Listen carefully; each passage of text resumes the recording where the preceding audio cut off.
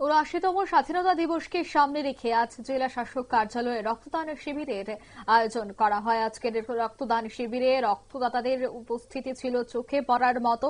Belonia employees recreation club দক্ষিণ জেলার জেলা প্রশাসনের উদ্যোগে দক্ষিণ জেলা পরিষদের সহযোগিতায় দক্ষিণ জেলা শাসকের কার্যালয়ে এই রক্তদান শিবিরটির আয়োজন করা হয়। উদ্বোধন করেন দক্ষিণ জেলার জেলা পরিষদের সভাধিপতি দীপক দত্ত সহ আরও অন্যান্যরা। আজকের এই রক্তদান শিবির থেকে কি বলছেন সংশ্লিষ্টরা শোনাবো।